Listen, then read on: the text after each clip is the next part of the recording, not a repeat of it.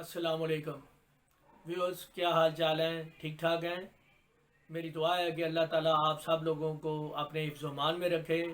ख़ास तौर पर ये जो कोरोना दुनिया के अंदर फैला हुआ है इससे महफूज रखे और बाकी तमाम आफ़तों बलाओं से भी महफूज रखे।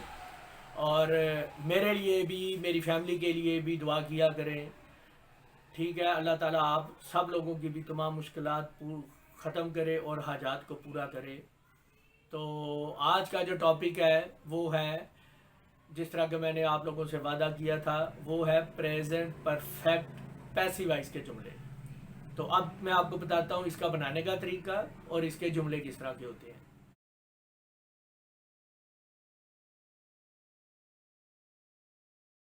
व्यूअर्स, अभी आपने इसका बनाने का तरीका देखा है।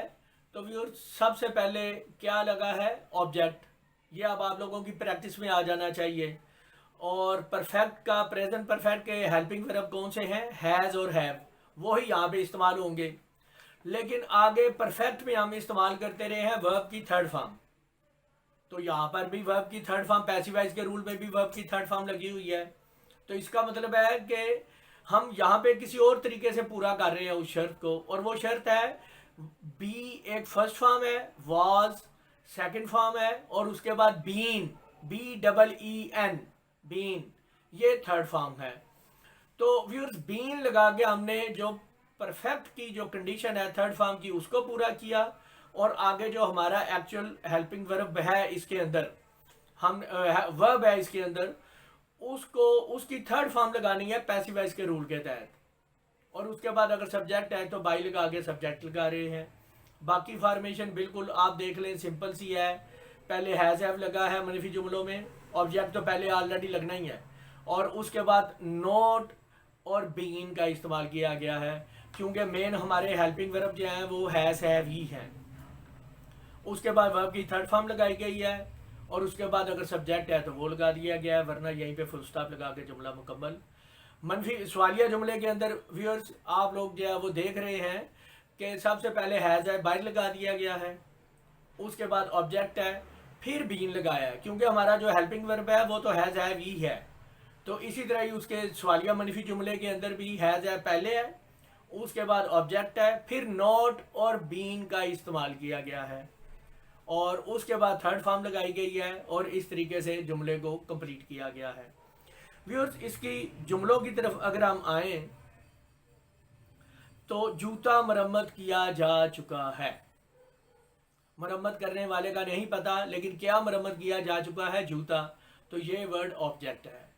तो व्यूअर्स, ट्रांसलेशन मैंने पिछले लेक्चर में भी बताया कि मैं नहीं कर रहा, क्योंकि ट्रांसलेशन की हुई है, आप लोगों का टाइम जो है वो फिर मैं ज़ाया नहीं करता। तो सिर्फ मैं आपको हिंट दूंगा, बार बार हिंट दूंगा, बार बार, क्योंकि ये टेंसी सीखने के लिए बार बार रिपीट होना बहुत ज़रूरी है, फिर ही माइंड जो है वो क्लियर होता है। उसके बाद का जुमला है बच्चों को बस पर स्कूल नहीं ले जाया गया है। ले जाने वाले का बच्चों को हमें नहीं पता, ठीक है ना। तो किसको नहीं ले जाया गया? बच्चों को। तो ये वर्ड हमारा ऑब्जेक्ट कहलाएगा। इसी तरह ही, क्या मछलियां पकड़ी जा चुकी हैं? पकड़ना, पकड़ने वाले का कोई जिक्र नहीं है, लेकिन क्या पकड़ा गया है? मछलियां। तो मछलियों का जो लफ्ज़ है ये हमारा ऑब्जेक्ट कहलाएगा, इनके ऊपर काम हुआ है। उसके बाद घंटी क्यों नहीं बजाई गई है?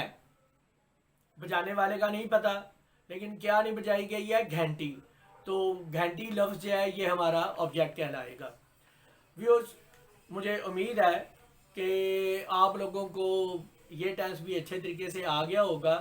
व्यूअर्स, आप मेरे चैनल को सब्सक्राइब करें, ज़्यादा से ज़्यादा लाइक करें और कमेंट करें। व्यूअर्स, कमेंट ज़्यादा ज़रूरी होते हैं, ताकि मुझे समझ आती रहे कि आप लोगों को समझ है कि नहीं है। और मेरा चैनल जो है वो यूट्यूब के ऊपर भी आप सर्च करें, लर्न विद मसूद भट्ट के नाम से ये चैनल है, तो आप इसको सर्च किया करें। आप लोगों का बहुत बहुत शुक्रिया। अस्सलाम वालेकुम, अल्लाह हाफिज़।